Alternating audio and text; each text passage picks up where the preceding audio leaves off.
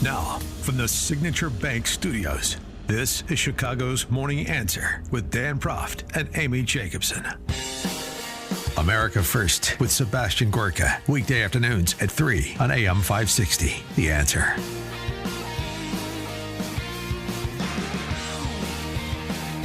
Top of the morning, Dan and Amy. Per that December jobs report, and just the whole year, where the economy was putatively more robust than many had predicted. Yeah, but in what sectors? What sectors? Well, it turns out two sectors really dominated the job growth in 2023. Number one, healthcare, which is a quasi-utility these days after Obamacare, backdoor takeover of health insurance. And government. 500,000 new employees in government. In government jobs? So government and healthcare, and then distant third, leisure and hospitality, construction, and so forth. Manufacturing, by comparison, was static. Well, that's not part of the growth economy. I mean, government is not an engine of growth. It's an engine of taking from growers, right? So are we not understanding what's happening here? Do we have a bit of a Potemkin village that's been set up by, well, the federal government, the Fed and the federal government, the monetary and fiscal sides of the houses? And, oh, by the way, this, of course, that spike in employment comes also as 3 million federal workers just got their biggest salary hike in 40 years, base pay going up 5.2% across the board. Federal government versus private sector. The average total compensation in the federal government, average, $143,000. The average total comp for a private sector employee, $88,000. The $88,000 is financing the $143,000. Yeah, that's how it works in a feudal system, which is sort of what those central planners in D.C. and their outposts around the country in blue states have in mind. By the way, the raise, the salaries, and the benefits. You say, well, you have to keep good people, Dan. Right. The rate of attrition is 1/4. The rate of attrition in the federal government, 1/4 of what it is in the private sector. 1/4. And by the way, only 1 in 5 federal employee campaign donations, dollars, 20% of donations from federal employees go to Republicans. So pretty good deal. Run up the universe of employees, run up their salaries. You're going to get 80% of the donations are going to come your way. So 4 out of every 5 political dollars that's donated from this universe of 3 million plus people now will come back to you. And you have this work, Hatch Act notwithstanding, you have this workforce, or certainly this reliable constituency. Pretty good racket. What does that have to do with growing America's economy? For more on all this, we're pleased to be joined by Jim Perry, founder, CIO, Perry International Capital Partners. Jim, thanks for joining us. Appreciate it. Thank you, Dan. Pleased to be here.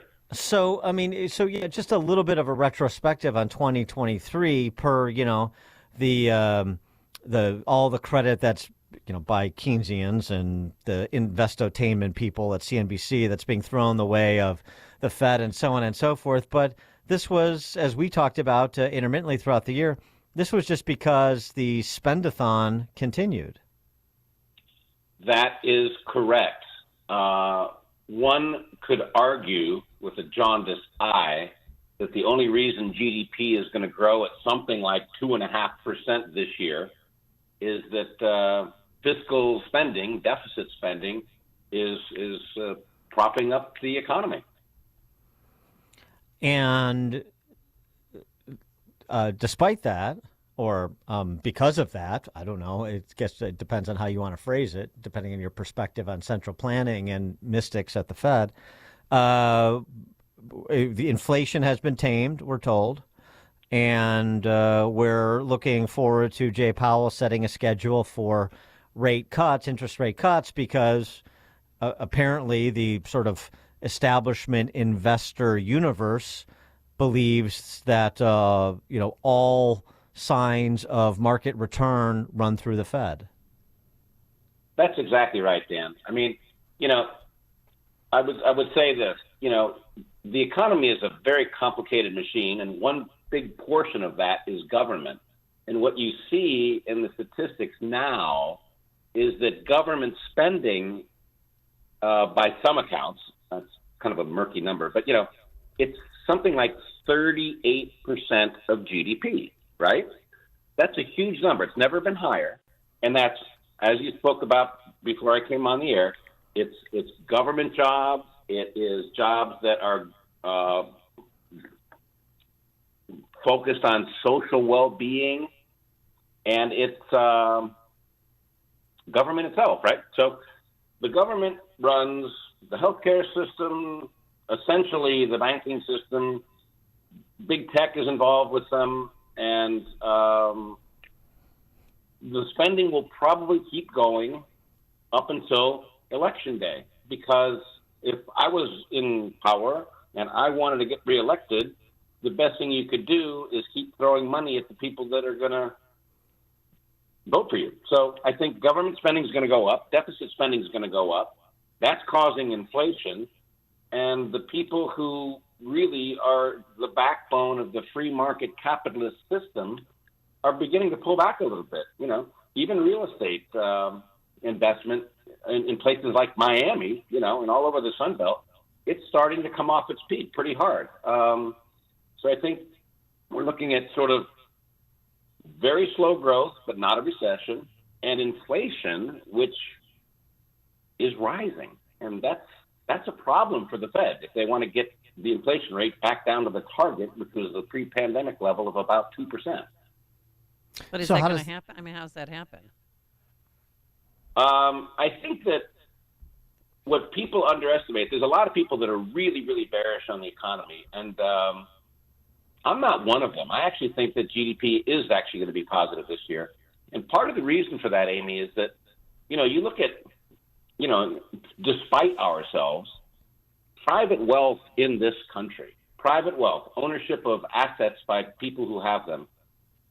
In the third quarter, we haven't gotten the fourth quarter GDP numbers yet, and it's out there every quarter. Private wealth in this country is $155 trillion, right? Mm-hmm. Now, put that in context. The stock market's worth $45 trillion, and GDP is kind of 29. So you've got a pool of assets. So this is private businesses and real estate. These people recognize that money is going to get taxed, so they're spending it. So I saw something the other day that, apartment purchases in New York City in the last 12 months, 42% of them were for cash. And around the country, it's about 35% of all real estate that's bought is in cash. In the state of Florida, that number is probably something more like 60%. And in South Florida, it's 80, right? So the point is, higher interest rates haven't slowed down the consumer at the margin. Restaurants are full, hotels are full, airlines are full, renting a car is expensive and tricky. You don't get what you want. So there's the high end of the economy, the households, the wealthiest households, are still spending, and they don't mind that it's 25% more expensive today than it was 3 years ago to go out and get a steak at a restaurant, right? But everybody else is really struggling, and inflation and prices are going up, and it's going to slow things down.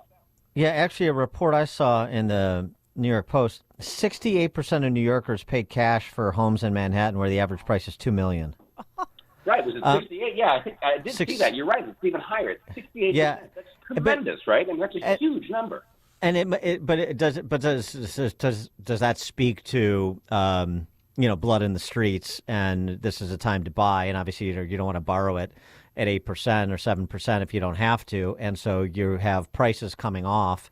And so people are taking advantage of, who are in a strong cash position. They're taking advantage. They figure it's a better investment than holding the cash. And if inflation is not tamed, as you say, well, then you're going to see a benefit by holding real estate rather than cash. 100% correct. I mean, we hear a lot, Dan, about how the banks are lending a lot less money and, bank lending numbers are way, way down. And this is true, but, banks aren't making money lending anymore. And the fact is that the shadow kind of financial system is actually larger than the banking system right now, right? So if people want to buy an apartment or an apartment building in New York City, they don't need to go to a bank. They can go to a private equity company or a private debt company and get the funding, because those guys will say, hey, man, we've got great collateral at 50% of the level that it was 3 years ago, or 70% of the level 3 years ago, and inflation's rising, and we've got a positive cash flow. So, real estate is probably, commercial real estate in the central cities like Washington, D.C., that's going to be empty for a long, long time. But the fact is that investors and the free market capitalist system do have the means by which they can own assets that will benefit in a stagnating economy. You mentioned you expect GDP growth to be positive. You expect the federal government to continue spending money like it's monopoly money, which they're turning it into. But then I see in your newsletter, in terms of the Perry Capital portfolio, you still are in single digits in terms of S&P 500 holdings. So why not more aggressive in equities if you expect this propping up of the S&P to continue? Yeah, that's a good question. I get it all the time, and I get criticized for it.